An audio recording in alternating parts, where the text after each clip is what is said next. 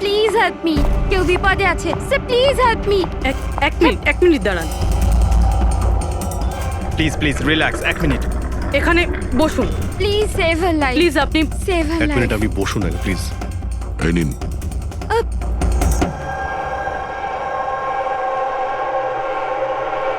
হ্যাঁ বলুন। Sir sir, আমি মেন্টাল হেলথ ফাউন্ডেশনের সুইসাইড হেল্পলাইনের ভলান্টিয়ার।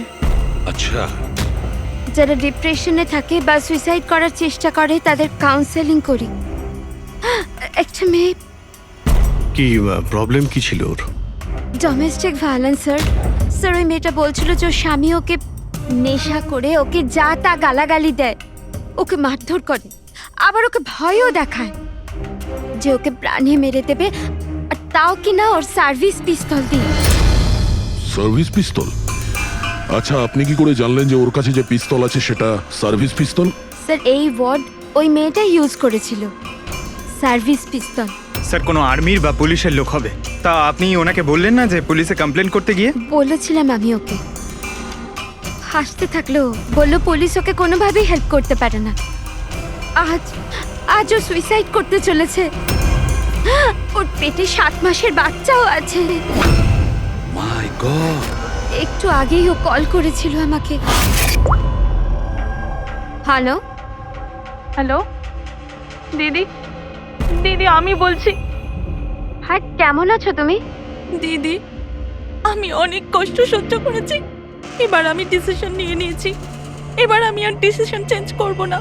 আমার কথা শোনো, তুমি এরকম কিচ্ছু করবে না, শুনছো তুমি?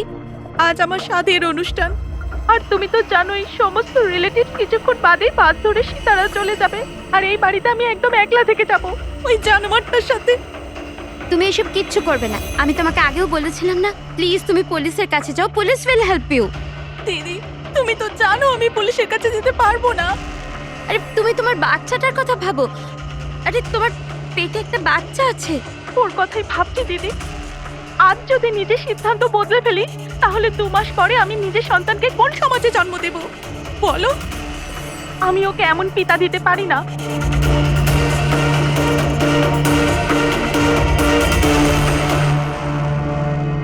আচ্ছা, আপনি কি ওনার নাম্বারটা দিতে পারবেন? না স্যার, আমাদের সব কল এনক্রিপ্টেড হয়, ও না তো আমার কাছে পেশেন্টের না নাম আছে না নাম্বার। পেশেন্টের আইডেন্টিটি সিক্রেট থাকে। হ্যাঁ, হয়তো তারপর কেউ কলই করবে না, এটা ভেবে যে তাদেরকে নিয়ে মজা করা হবে।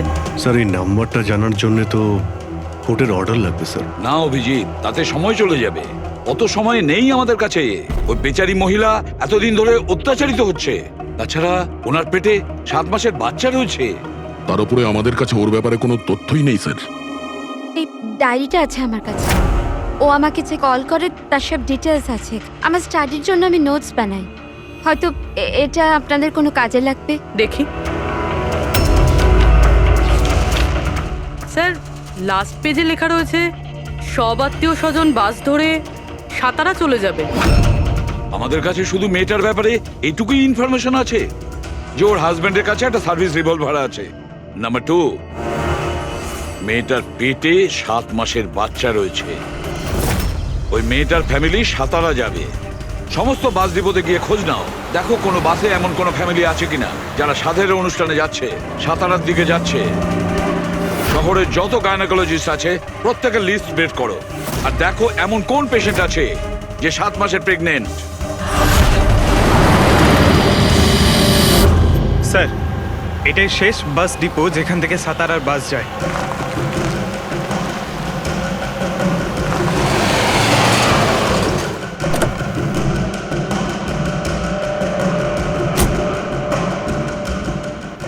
দাদা শুনুন, 1 মিনিট দাঁড়া। আজ দুপুরে এখানে এই ডিপো থেকে সাতারার বাস ছাড়ার কথা ছিল না? একটা বাস তো যাওয়ার কথা ছিল, কিন্তু 1 ঘন্টা আগে। আসলে ইঞ্জিনটা খারাপ হয়ে যাওয়াতে লেট হয়ে গেছে। সেই বাসটা কোথায় আছে? ওই যে ওই বাসটা। এইটা? হ্যাঁ হ্যাঁ আচ্ছা, আপনারা সাতারা যাচ্ছেন তো? হ্যাঁ। হ্যাঁ, কেন? আপনারা কি এখানে সাধের অনুষ্ঠানে এসেছিলেন? হ্যাঁ, কিন্তু আপনারা কারা? দেখো, আমরা সিআইডি থেকে আসছি। এই 7 টাকার ছিল। আমার আত্মীয় নয়নার, কিন্তু কি হয়েছে? এই নয়না কোথায় থাকে? ওর ঘরের অ্যাড্রেসটা দাও তো। B200 Shantiniwas Versova. Thank you, thank you. হ্যাঁ দয়া। এই ডিপোতে একটা ফ্যামিলি পাওয়া গেছে। হ্যাঁ, ওরই ফ্যামিলি। আর মেয়েটার নাম হলো নয়না।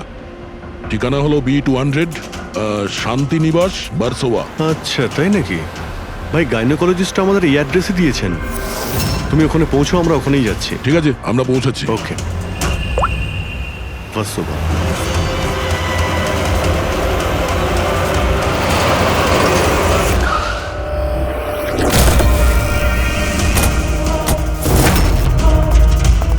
এক্সকিউজ মি, আমরা সিআইডি থেকে আসছি। এই নয়না কোথায়? সিআইডি? হ্যাঁ। স্যার, ওপরে গিয়ে ডান দিকে। কিন্তু কি হয়েছে? কি হয়েছে স্যার?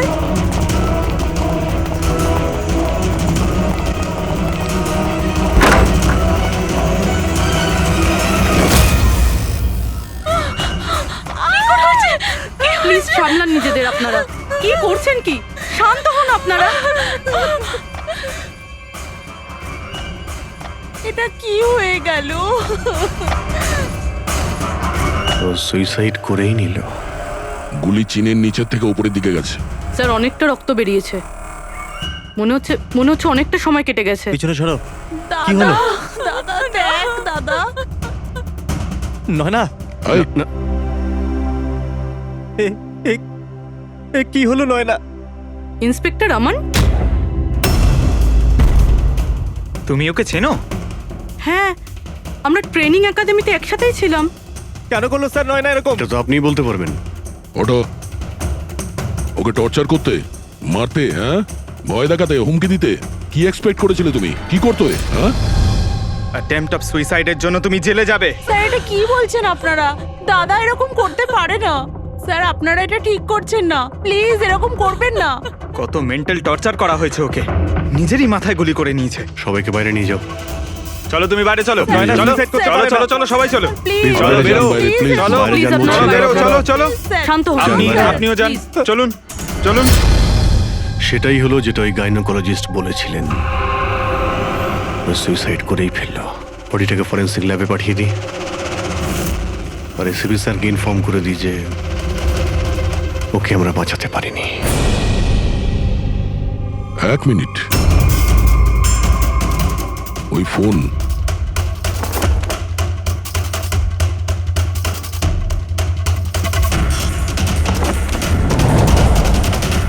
কিন্তু কোথায় যেতে পারে?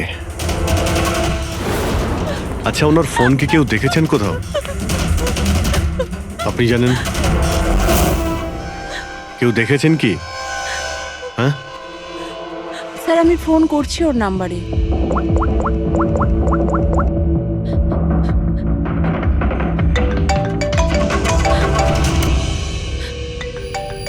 যশ বাবা, এদিকে এসো।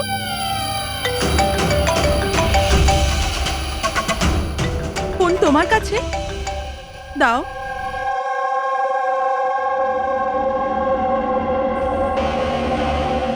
আমি এটা গেম খেলার জন্য নিয়েছিলাম কাকির ঘর থেকে। কোনো ব্যাপার না বাবু, এদিকে এসো। বাবু, একটু মনে করে বলো, যখন তুমি ফোন নিতে এখানে এসেছিলে তখন কি দেখেছিলে তুমি?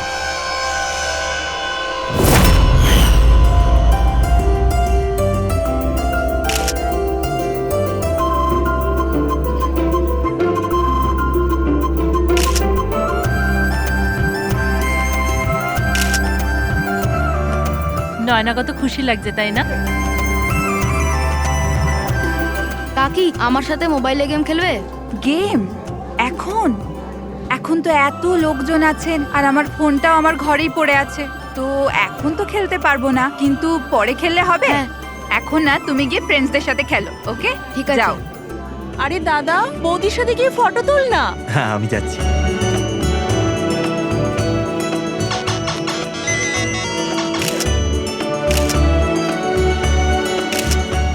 যশ বাবা, তুমি আবার মোবাইল নিয়ে বসে গেছো? মা প্লিজ ডিস্টার্ব করো না, মা প্লিজ। আরে কাকির অনুষ্ঠান চলছে, তুমি এখানে গেম খেলছো? হ্যাঁ, আর কিছুক্ষণ। আরে Please, বাবা, please। কাকির খারাপ লাগবে। চলো সোনা, চলো।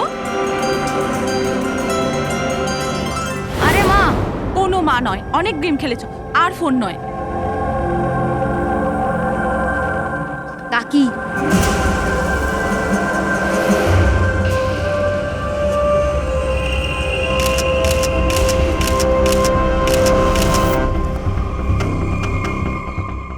কাকির ফোন কোথায় থাকতে পারে? হ্যাঁ,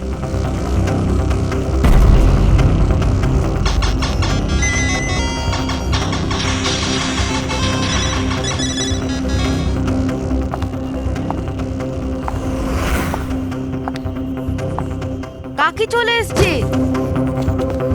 কিন্তু এরপর তুমি ফোনটা ফেরত কোথা থেকে পেলে? এখানে বাইরে পড়েছিল। থ্যাংক ইউ বাবু, তুমি আমাদের অনেক সাহায্য করলে।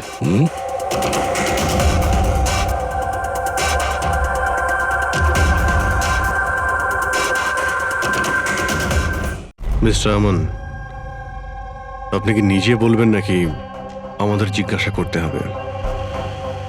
তুমি নিজে একজন পুলিশ অফিসার, তুমি তো জানো যে আমরা ইন্টারোগেশন কি করে করি। স্যার স্যার আমি ওকে ট্রেনিং এর সময় থেকে চিনি। He is one of the best officers. Sir sir আমার মনে হয় না ও এরকম করতে পারে। মানুষ পাল্টে যায় পুরবি, সব এভিডেন্স ওর বিরুদ্ধে, আর সেটা তুমি খুব ভালো করে জানো। স্যার আমার বিশ্বাসই হচ্ছে না যে আপনারা সবাই এটা ভাবছেন যে আমি নয়নার ওপরে হাত তুলেছি। খুব ভালোবাসতাম স্যার আমি ওকে, ওর সন্তানের বাবা হতে চলেছিলাম স্যার আমি। আর আমি ওকে কি করে? হ্যাঁ, তুমি ওকে টর্চার করেছো, আর সেই জন্য বেচারি ডিপ্রেশনে চলে গেছিল। ভুল বুঝছেন স্যার আপনি, ও ডিপ্রেশনে ছিলই না। সবসময় ও হাসি খুশি থাকতো, সবসময় আনন্দে থাকতো। মানে ও সুইসাইড কি করে করতে পারে স্যার? আরে তাহলে সে মেন্টাল হেলথ ফাউন্ডেশনে বারবার ফোন কেন করতো? বিগত কয়েক মাসের মধ্যেই 10টা কল। আমার এই বিষয়ে কোনো আইডিয়া নেই। কল করে উনি হয়তো ডিলিট করে দিতেন, সেই জন্য হয়তো আপনার কোনো আইডিয়া নেই। স্যার দাদা এরকম করতে পারে না। ও তো নয়নাকে খুব ভালোবাসতো, আর নয়না তো খুশিই ছিল। যদি তোমার স্ত্রী খুশিই ছিল, তাহলে ও হেল্পলাইন নম্বরে ফোন করে কেন বলেছে যে তুমি ওকে টর্চার করো, ওকে মারো, ওকে ধাক্কা দাও? কেন আমান? উত্তর দাও। পুরবি ওর কাছে কোনো উত্তর থাকলে তো দেবে। ওর টর্চারের কারণে বেচারি ডিপ্রেশনে চলে গিয়েছিল, আর তারপরে ও সুইসাইড করে। ডিপ্রেশনে প্রায়শই কোনো লোক নিজের দুঃখের কথা শেয়ার করে না। হতে পারে এর জন্যই নয়না যে কতটা প্রবলেমে ছিল কেউ কিছু জানতেই পারেনি। পুরবি অ্যাটলিস্ট তুমি তো আমাকে বিশ্বাস করো। You know me well. Naina কখনো সুইসাইড করতে পারে না, কখনো সুইসাইড করবে না। ব্যাস, নিয়ে যাও একে। চলো। আপনি আমার কথাটা তো শুনুন, নয়না কখনো সুইসাইড করতে পারে না। চলো স্যার আমার কথাটা চলো, শুনুন স্যার, চলো। নয়না সুইসাইড করেনি। স্যার আমার কথাটা শুনুন স্যার একবার।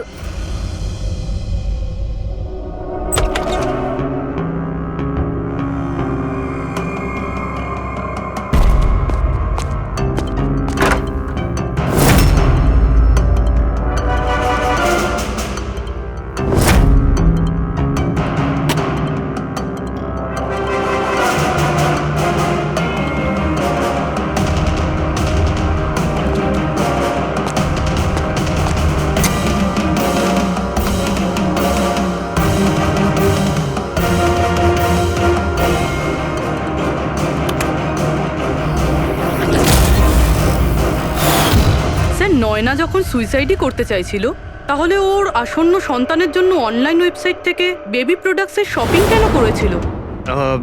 যাতে কারোর সন্দেহ না হয়। হতে পারে, কিন্তু স্যার আমার মনে হয় এটা একটু আশ্চর্য ব্যাপার স্যার। পুরো ব্যাপারটাই আশ্চর্য। তো আপনার মনে হচ্ছে যে আমার আর ভূমি এরা সত্যি বলছে?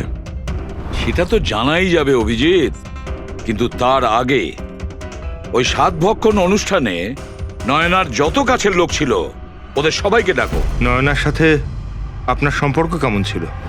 হ্যাঁ স্যার, খুব ভালো ছিল, আর খুব ভালো মেয়ে ছিল, সব সময় খুশি থাকতো।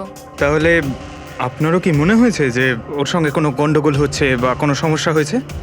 আমরা অনেক কথা বলতাম, কিন্তু কখনো মনে হয়নি যে ওর হাজবেন্ডের সাথে বা বিয়ে নিয়ে কোনো প্রবলেম ছিল। শোনো বাবা, তোমার কাকিমাকে কেমন লাগতো?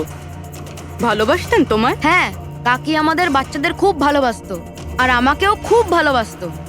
উনি ওনার ফোনে আমায় গেমও ইনস্টল করতে দিয়েছিল। আচ্ছা, কাকিমা কখনো তোমাকে এমন কোনো কথা বলেছিল, যেমন ওনার তোমার কাকার সাথে কোনো ঝগড়া হয়েছে অথবা ঝামেলা হয়েছে এরকম কিছু? না, কাকি প্রেগনেন্ট ছিল তো, তাই জন্য উনি তাড়াতাড়ি রেগে যেতেন। আর মাই আমায় বলেছিল যে আমি যেন ওনাকে বিরক্ত না করি। আচ্ছা, নয়নার ব্যবহারে আপনার মানে কোনো সন্দেহ হয়েছিল? না, একদমই না। ও তো খুব খুশি ছিল, পুজোতে ফাংশনে ডান্সও করেছিল। ইনফ্যাক্ট অনেক বেশি এক্সাইটেড ছিল নিজের ফটোশুট নিয়ে। আর কোনো ছবি আছে? স্যার নয়না যতগুলো ফটো সব এর মধ্যেই আছে। ঠিক আছে, এগুলো আমরা রেখে দিচ্ছি। এখন আপনি আসতে পারেন। Thank you very much. Thank you sir. Sir, সবকিছু শোনার পরে আমার তো মনে হচ্ছে যে এ এমন সত্যি কথাই বলছে। ওর ওয়াইফ যদি এত আনন্দেই থাকে তাহলে সুইসাইড কেন করতে গেল? সেটাই তো, সুইসাইড কেন করবে? গোলমাল আছে অভিজিৎ, কিছু না কিছু গোলমাল আছে। রাধার যে কটা ইনফরমেশন দেওয়ার ছিল সব দিয়ে দিয়েছে, তবু বুঝতে পারছি। একটা কাজ করো, ওই মেন্টাল হেলথ ফাউন্ডেশনে গিয়ে ওই নয়নার ব্যাপারে যা কিছু জানতে পারবে বের করে নিয়ে এসো। ওখানকার অপারেটরদের সঙ্গেও কথা বলো, খুঁটিয়ে খুঁটিয়ে ইনফরমেশন বের করো। হয়তো এমন কোনো কথা ও জানতো নয়নার ব্যাপারে যেটা আমাদের কাজে লাগবে।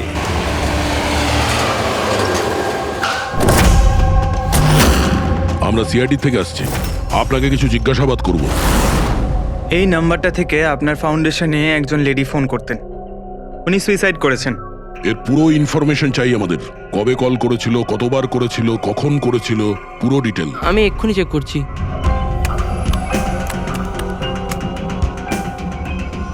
হ্যাঁ স্যার, এ অনেক কল করেছিল, শেষ 5 মাসে 10 বার। আচ্ছা, ওনার সঙ্গে কে কে কথা বলতেন? অ্যাকচুয়ালি স্যার, এনার সমস্ত কল রাধা ম্যাম হ্যান্ডেল করতেন, আর উনি এখানে ভলেন্টিয়ার। যখন এনার ফার্স্ট কল এসেছিল তখনও রাধা ম্যামেরই এখানে শিফট ছিল, আর তারপর উনি যখনই এখানে ফোন করেন বলেন রাধা ম্যামের সাথে কথা আছে। এই কলারের ব্যাপারে কিছু মনে পড়ছে? কোনো বিশেষ কথা, কিছু অদ্ভুত হয়েছে? এই কলারের ব্যাপারে স্যার, হ্যাঁ স্যার, একবার হয়েছিল স্যার। এই দেখুন স্যার, একই দিনে 2বার কল এসেছিল। তো এতে অদ্ভুত কি? আমার মনে আছে স্যার, যেদিন প্রথম কল এসেছিল।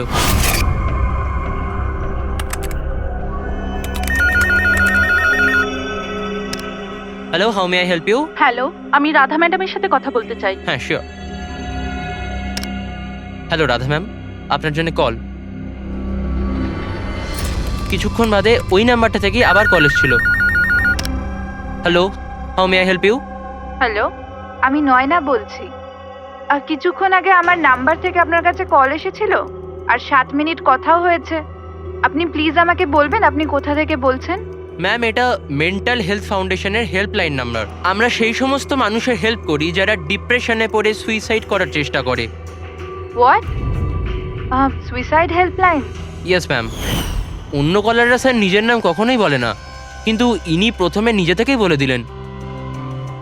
স্যার, নয়না নিজের নাম কখনো রাধাকে বলেনি, তাহলে ও হঠাৎ করে বলতে যাবে কেন? আমরা এই নম্বরের কল হিস্ট্রিটা চাই। 1 মাস আগে নয়নার ফোন থেকে কেউ একজন হেল্পলাইনে ফোন করেছিল, আর এই হলো তার রেকর্ড।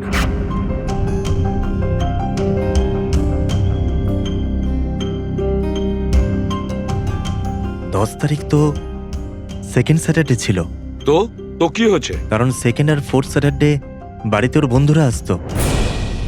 মানে ওদের মধ্যে কেউ? এই দুটো কল তো দুপুরে দেখাচ্ছে। হ্যাঁ, ওর সমস্ত বন্ধুরা দুপুরেই আসতো। কতজন আসতো? তা প্রায় 8-10 জন। আচ্ছা, তুমি কি নয়নার সব বন্ধুদের চেনো? সবাইকে তো নয়, কিন্তু অনেককেই চিনতাম। আমার বোন ভূমিও আসতো। ভূমি, একটা কথা বল। গত মাসে যখন তুমি ওর বাড়িতে গিয়েছিলে দেখা করতে, তখন এমন কিছু হয়েছিল? মানে আমি বলতে চাইছি, অদ্ভুত কোনো ঘটনা বা সেরকম কিছু নিজেদের মধ্যে, বা কোনো খেলার সময় কিছু মনে আছে? না স্যার, এরকম তো কিছুই হয়নি। আমরা প্রতিবারের মতো যেমন খেলতাম সেরকমই খেলছিলাম। আর নয়না, ওকে দেখে কিছু ডাউট হয়েছিল? স্যার, নয়না তো খুশিই ছিল, ইনফ্যাক্ট মজা করছিল। হ্যাঁ, কিন্তু কিছুক্ষণ পর জানি না একদম সিরিয়াস হয়ে গেছিল, চিন্তিত লাগছিল।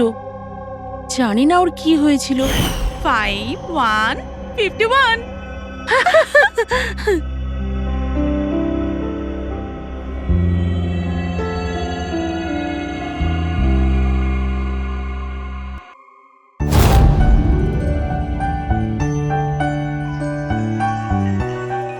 মনে হচ্ছে এর যে হবু বাচ্চা হবে না, সে খুব লাকি। হ্যাঁ রে, নয়তো আগে কখনো নয়না জিততো না। ওহো, মনে হচ্ছে কেউ জেলাস হচ্ছে। আরে নয়না, দাদাকে একটা ফোন করো না, রাতের অর্ডারের জন্য একবার মনে করিয়ে দাও না। ফোন কোথায় আমার? আরে একটা কাজ করো, নাও আমার ফোন থেকে কথা বলো। হ্যালো, বিকেলে না প্লিজ খাবার অর্ডার করে দিও। না না, শুধু এটাই মনে করানোর ছিল। এই নাও, কিন্তু আমার ফোন কোথায় আর? আমি বুঝতে পারছি না, এখানেই রেখেছিলাম। নয়না, ওই যে তোমার ফোন, ওখানে টেবিলের উপর। ওখানে কে রাখলো? আমি তো ওখানে তুই ফোন রেখেছিস রাখিনি। হয়তো। না यार, আমার মনে আছে আমি রাখিনি।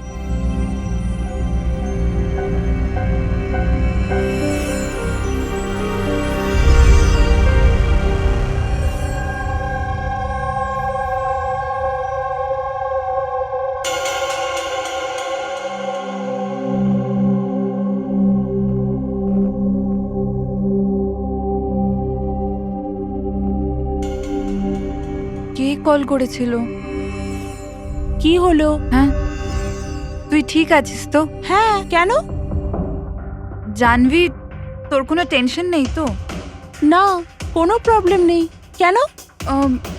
তোদের যদি কোনো প্রবলেম থাকে তো প্লিজ আমায় বলিস। কেমন প্রবলেম? কি বলছিস তুই?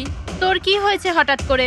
আরে কিছু হয়নি, প্রেগন্যান্সির মধ্যে এরকম মুড সুইংস হয়ে থাকে, এটা একটা ন্যাচারাল ব্যাপার। চলো আমরা সবাই খেলাটা কন্টিনিউ করি।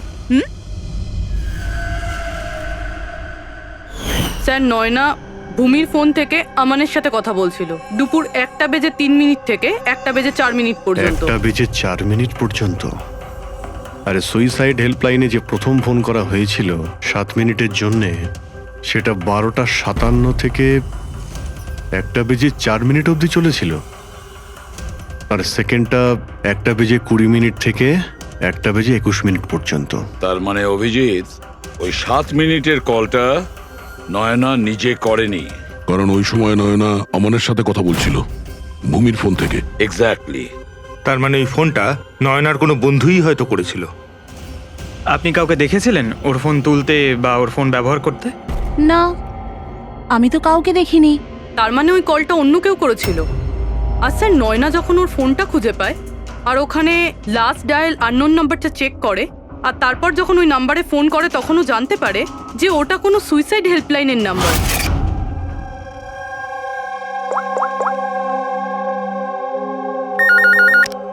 Hello, how may I help you? Hello, আমি নয়না বলছি। আর কিছুক্ষণ আগে আমার নাম্বার থেকে আপনার কাছে কল এসেছিল আর 7 মিনিট কথাও হয়েছে। আপনি প্লিজ আমাকে বলবেন আপনি কোথা থেকে বলছেন? ম্যাম, এটা মেন্টাল হেলথ ফাউন্ডেশনের হেল্পলাইন নাম্বার। আমরা সেই সমস্ত মানুষের হেল্প করি যারা ডিপ্রেশনে পড়ে সুইসাইড করার চেষ্টা করে। হোয়াট? Suicide helpline? এটা জানতে পেরে ও চিন্তায় পড়ে যায় আর ভাবতে আরম্ভ করে সুইসাইড কে করতে চায়। স্যার, এই ফোন কলটা নয়না যদি না করে তাহলে এটাও তো হতে পারে যে আগে যে সমস্ত কলগুলো করা হয়েছে সেটা নয়না করেনি, অন্য কেউ করেছে। ভূমি, তুমি ওই গেম খেলার সময় ডায়েরি রাখো তো? মানে স্কোর নোট করো তো প্রত্যেকটা খেলার? ব্যাস, ওই ডায়েরিটা আমার চাই। Okay sir. আর এই যে প্রত্যেক সেশনে 4টে নাম রয়েছে যারা সব সময় থাকে: ভূমি, পারুল, জাহ্নবী আর শীতল।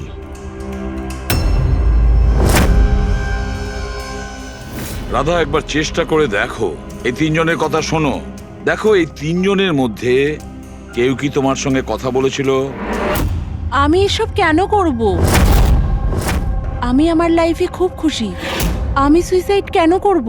যদি আমি ফোন করতাম তো নিজের ফোন থেকে করতাম, নয়নার ফোন থেকে কেন?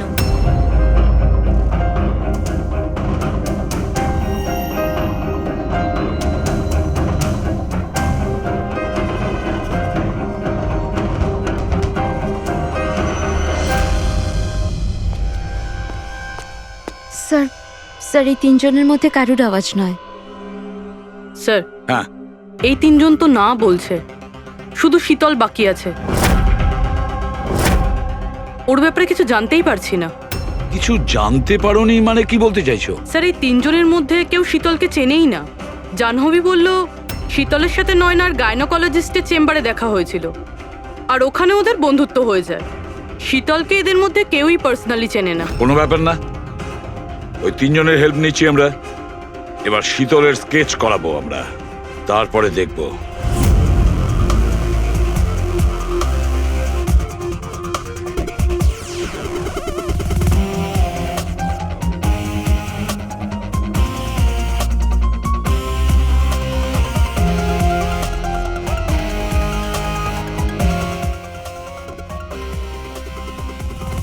ডক্টর মিনা, এই স্কেচটা একটু মন দিয়ে দেখুন। আচ্ছা, এই মেয়েটা আপনার এখানে চিকিৎসা করাতে আসতো? I don't think so. আমার তো মনে পড়ছে না যে এরকম কোনো লেডি আমার কাছে কোনোদিন এসেছিল। কে ইনি? এর নাম শীতল। আমরা এটা বুঝতে পারি যে আপনার এখানে এত পেশেন্ট আসে যে এই সমস্ত পেশেন্টের নাম মনে রাখা তো মুশকিলের ব্যাপার। রাইট, বাট আমি আমার সব পেশেন্টদের পার্সোনালি চিনি, অ্যান্ড আই এম শিওর শীতল নামের কোনো পেশেন্ট আমার কোনোদিন ছিলই না। আচ্ছা, এই যে আপনার ক্লিনিকে সিসিটিভি ক্যামেরা লাগানো রয়েছে, এর ফুটেজ আমরা পেতে পারি? I don't think so, because ওটার স্টোরেজ ফুল হয়ে গেছিল, তাই আমাদের ডিলিট করতে হয়েছিল। ওকে, এনিওয়ে, থ্যাংক ইউ।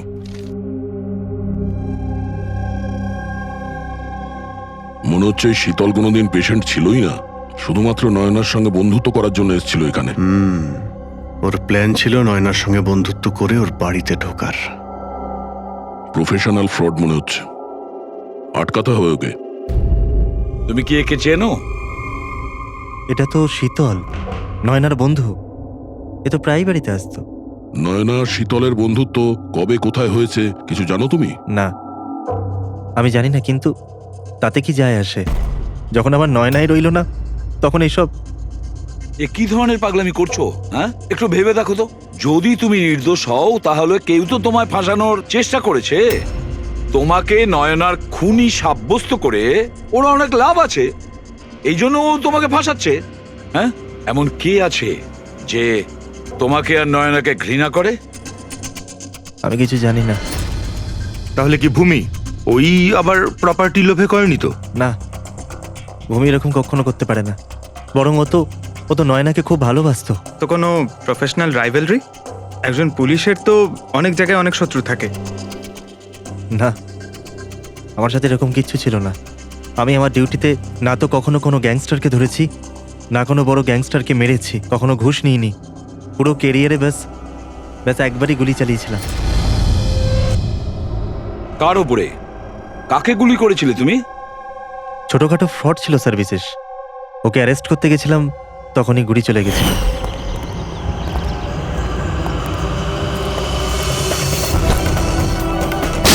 বিশেষ খবরদার ইন্সপেক্টর।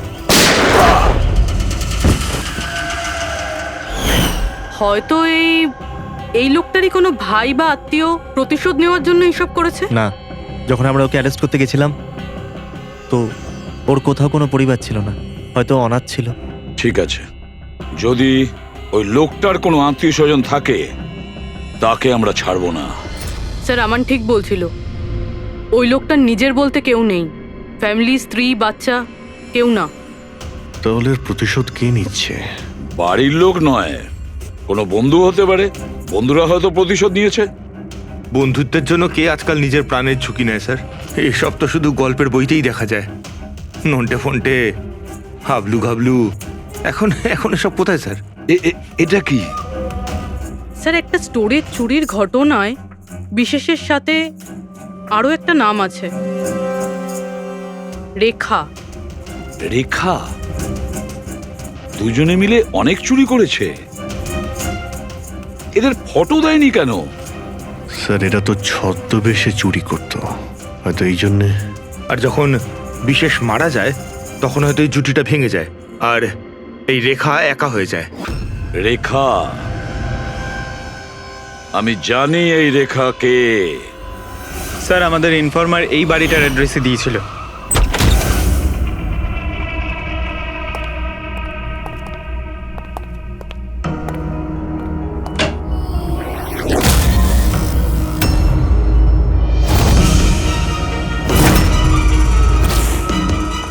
দেখো একটু।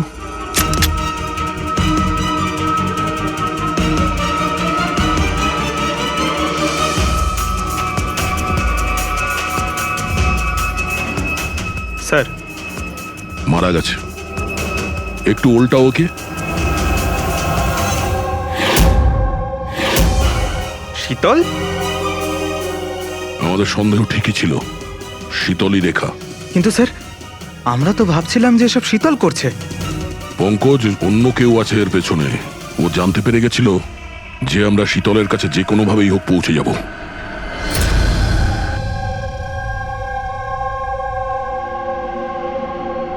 সারিকা, এর ঘাড়ের পেছনের দিকে এইখানে ক্ষত আছে। এইখানে ক্ষত মানে হচ্ছে যে খুনি ওর পেছনের দিকে দাঁড়িয়েছিল। দেখো, এইখানে ছুরির ক্ষতটা আছে। তবে খুনিকে পেছনের দিকে দাঁড়িয়ে থাকতে হবে, তবেই এই আঘাতটা করতে পারবে, রাইট? হ্যাঁ স্যার, আর আমার মনে হয় ও হয়তো খুনিকে চিনতো, কারণ এই ক্ষতটা ছাড়া সারা শরীরে আর কোনো আঘাতের চিহ্ন খুঁজেই পাইনি। রাইট রাইট, সেটাও হতে পারে। তবে একটা কথা ঠিক, ও খুনিকে চিনতো বা চিনতো না, তবে একটা কথা ঠিক যে খুনি ওর পেছনে খুব কাছেই দাঁড়িয়েছিল। দেখো, এত জোরের সঙ্গে এই ছুরিটাকে ব্যবহার করা হয়েছিল যে খুব কাছেই দাঁড়িয়ে থাকতে হবে, তবেই জোরে মারতে পারবে। আর একটা কথা, এই যে ক্ষতটা আছে সেটা বলছে যে কেউ নিজের বাঁ হাতটা ব্যবহার করেছিল, কারণ যদি ডান হাত দিয়ে ছুরিটা মারা হতো তাহলে ক্ষতটা এই অ্যাঙ্গেলে হতো না। এক্ষেত্রে বাঁ হাতটা ব্যবহার করা হয়েছে। হ্যাঁ স্যার, তার মানে খুনি ডেফিনেটলি লেফট হ্যান্ডেড, তাই তো? একদম, এই খুনি লেফটি। আর দেখো, আর একটা কথা, এত জোর দিয়ে এটা ব্যবহার করা হয়েছে। সাপোজ ধরো কোনো ডান হাতি লোক বাঁ হাতে ছুরিটা নিয়ে ব্যবহার করলে তাহলে এত জোরে আঘাতটা করা সম্ভব নয়। এটা সেই করতে পারে যে বাস্তবে একজন লেফটি নেটা। রাইট, খুনি একজন লেফটি। এটা একটা বড় ক্লু। এবার বলে দিও নাকে জনাব এসিপি সাহেবকে। আগে হ্যাঁ, প্রদ্যুম্ন সাহেব। হ্যাঁ বলো সালুকে, বলো। একটা বড় ক্লু পেয়েছি। যে ব্যক্তি এই ছুরিটা ব্যবহার করেছে সে আসলে lefty, left hander. Thank you সালুকে। সালুকে ফোন করেছিল, বলছিল খুনি লেফট হ্যান্ডেড। স্যার, আমরা তো আগেই সবকিছু বলে দিয়েছি, তাহলে আমাদের এখানে আটকেছেন কেন? কেননা সত্যিটা এখনো জানা যায়নি। কাল রাতে আপনাদের সবার হাতে নয়নার ফোন গিয়েছিল। ঠিক করে মনে করে বলুন আর কি হয়েছিল। হয়তো আপনাদের মধ্যে কেউ ওকে দেখেছে বা শুনেছে অন্য কারোর সাথে কথা বলতে। ইয়শ বাবু, আই হোপ তোমার স্মৃতিশক্তি তো ভালো। কিছু মনে আছে তোমার? তুমি আমাদের সাহায্য করবে না? হ্যাঁ, কিন্তু আমি কাউকে তো দেখিনি। আচ্ছা, তোমার যা মনে আছে বলে দাও। আমি প্রমিস করছি যে আমাদের মধ্যে কেউ তোমাকে কিচ্ছু বলবে না। আমি কাকির রুমে তো গিয়েছিলাম, কিছুক্ষণের জন্য ফোন নিতে গেছিলাম। তারপর আমি গেম খেলছিলাম, আর আর কেউ আসছিল ওখান থেকে। তারপর আমি ফোনটা ওখানে সাইডে রেখে চলে গেছিলাম। কোন কোন গেম খেলছিলে তুমি? স্যার, এটা কাকির মোবাইলে তুমি এই গেমটাই খেলছিলে? হ্যাঁ, আমি আর আমার বন্ধু নীলজ, আমরা সবসময় এই গেমটাই খেলি। এই গেম তো অনেকেই একসঙ্গে খেলতে পারে, আর সবাই একে অপরকে দেখতেও পায়। তো নীরজ তোমাকে দেখতে পাচ্ছিল যখন তুমি ফোন ওখানে রাখো। স্যার, ফোনে তো রেকর্ড হচ্ছিল। ওখানে কি হয়েছিল সেটা নীরজের ফোন থেকে জানা যেতেই পারে। ঠিক আছে, আমরা নীরজকে ডেকে নিচ্ছি। দেখো বাবা, ঘাবড়াবে না। এখানে আমরা সবাই তোমার বন্ধু। শুধু কিছু জিজ্ঞেস করার আছে ইনফরমেশনের জন্য। যে গেম তোমরা খেলো না মোবাইল থেকে, সেগুলোর ব্যাপারে। যখন তুমি নিজের মোবাইলে গেম খেলছিলে তোমার বন্ধুর সাথে, তখন তুমি ওকে দেখতে পাচ্ছিলে তো? হ্যাঁ। আচ্ছা, আর একটা কথা বলো, যখন তুমি ওকে দেখতে পাচ্ছিলে তখন কি তুমি ওর পেছনে কাউকে দেখেছিলে? না, শুধু যশই ছিল। 1 মিনিট স্যার, যখন যশ ফিরে এলো না ততক্ষণ স্ক্রিন লক হয়নি। স্ক্রিন লক হয়নি মানে? স্যার মানে গেম অ্যাক্টিভ ছিল, আর যখন গেম অ্যাক্টিভ থাকে তখন ও নিজে নিজেই স্ক্রিনশট নেয়। তাহলে তখনও নিশ্চয়ই নিয়েছে, আর প্রত্যেকটা স্ক্রিনশট ফোনে সেভ হয়ে থাকে। হ্যাঁ স্যার। দাও তোমার ফোনটা দাও। Thank you.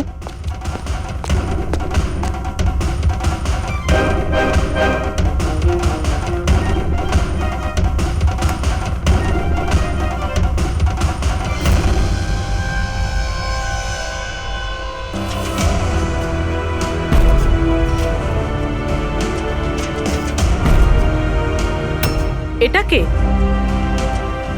এটা এটা নয়না তো নয়। না, এটা নয়না নয়।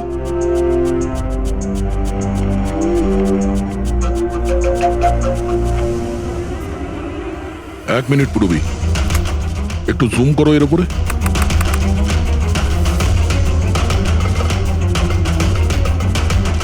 মেহেন্দি আর লেফট হ্যান্ডে এর হাতে মেহেন্দি এইভাবে কেন রয়েছে? সেটা এই কারণে অভিজিৎ, কারণ এই হাতটা যে মহিলা, সে মহিলা ওখানে বাকি সবাইকে মেহেন্দি পড়াতে এসেছিল, আর ও লেফট হ্যান্ডেড। সবার আগেও শীতলকে দিয়ে হেল্পলাইনে ফোন করায়। রাধাকে একটু কলটা ট্রান্সফার করুন না প্লিজ। হ্যাঁ শিওর। আমি আর সহ্য করতে পারছি না দিদি। তারপর সে শীতলকে টাকা দেয় আর বলে, নয়না, তোমার রুমে তোমার জন্য তোমার কোনো আত্মীয় অপেক্ষা করছে। তার সুযোগ বুঝেই ও নয়নাকে খুন করে দেয়। কে হতে পারে এই মেহেন্দি পরা মহিলা? আমি জানি না উনি কে ছিলেন। ইনফ্যাক্ট কেউই জানে না উনি কে। নয়না বলেছিল যে শীতল ওনাকে ডেকেছিল আর ওই নিয়ে এসেছিল নিজের সাথে। আর এটাও জানি না যে ওকে কেন আনা হয়েছিল। নিজের কাজও ঠিক করে করছিল না ও, বাজে মেহেন্দি লাগাচ্ছিল সবাইকেও। দেখ না জাহ্নবী কিরকম মেহেন্দি লাগাচ্ছে ও, পুরোপুরি ঠিকঠাক লাগাচ্ছেও না। আপনি কি মেহেন্দি লাগাতে জানেন না নাকি? দেখে মনে হচ্ছে কেউ যেন লাগিয়ে আবার মুছে দিয়েছে। ও মেহেন্দি এত খারাপ করে লাগাচ্ছিল, তাহলে শীতল ওকে পাঠালো কেন? সবারই সন্দেহ হবে। কে হতে পারে? আমি জানি স্যার, ও আমাদের চোখের সামনেই ছিল।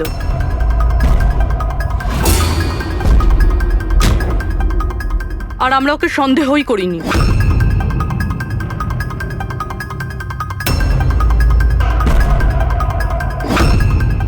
আপনি সামনে আসুন।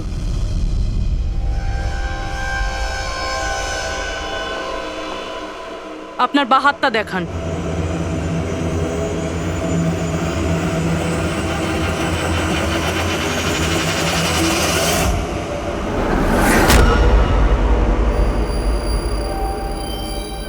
এই দেখুন স্যার।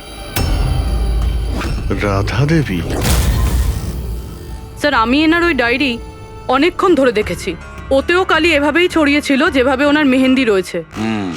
যারা লেফট হ্যান্ডেড হয় তারা যখন কোনো কাগজে লেখে তখন এইভাবেই লেখে, আর যা কিছু আগে লেখা ছিল তার ওপরেই ওর হাতটা ঘষে যায়, ফলে ওই কালি বা রং হাতে লেগে যায় যেভাবে রাধার হাতে লেগে আছে, তাই না?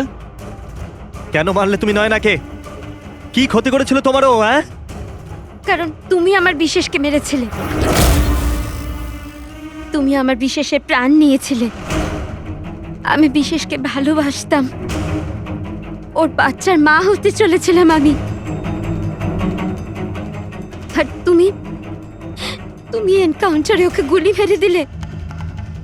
মেরে দিলে আমার বিশেষকে, মেরে দিলে তুমি বিশেষকে। আর সেই জন্য তুমি ঠিক করো তুমি ওর থেকে প্রতিশোধ নেবে। হ্যাঁ, যখন আমি জানতে পারলাম যে বিশেষই দুনিয়াতে নেই আর, তখন এই কষ্টে আমার বাচ্চা তো আমার পেটের ভিতরে মারা গেল। স্যার, এরই জন্যে তুমি আমার বাচ্চার প্রাণ নিয়েছো। যখন আমি জানতে পারলাম নয়না মা হতে চলেছে, তখন আমার মাথায় রক্ত চেপে গেল। যে যে সুখ আমি নিজে পেলাম না, সেটা সেটা আমি নয়নাকে কি করে দিতে পারি? মেরে দিলাম আমি নয়নাকে, মেরে দিলাম ওকে। তো সেই জন্য তুমি মেন্টাল হেলথ ফাউন্ডেশনে অ্যাজ আ ভলেন্টিয়ার তুমি কাজ করতে শুরু করেছিলে। আর শীতল তোমাকে না, তুমি শীতলকে কাজ দিয়েছো নয়নার সঙ্গে বন্ধুত্ব করার জন্য। হ্যাঁ, শীতলকে আমিই পাঠিয়েছিলাম নয়নার ঘরে, যাতে ও নয়নার ঘর থেকে আমাকে ফোন করতে পারে আমার হেল্পলাইন নাম্বারে। ও আমার ব্যাপারে লোককে জিজ্ঞাসা করে। আর সাধের অনুষ্ঠানে ওই শীতলই আমাকে নয়নার ঘরে ডেকেছিল। আর আর আমি ওখানেই ছিলাম। আমার পক্ষে আর সম্ভব নয় দিদি, আমি যাচ্ছি। এখন তোমার শেষ কাজটা করো, নিচে গিয়ে নয়নাকে এখানে পাঠাও। এখনই পাঠাচ্ছি। আর হ্যাঁ, মোবাইলটা বাইরে রেখে যাও। তোমার রুমে তোমার জন্য তোমার কোনো আত্মীয় অপেক্ষা করছে। ইমন তো এবার বুঝতে পারবে একলা হওয়ার যন্ত্রণা কি। এ তো হওয়ারই ছিল। একটা মায়ের থেকে তার বাচ্চাকে কেড়ে নিয়ে ও মা হতে চলেছিল।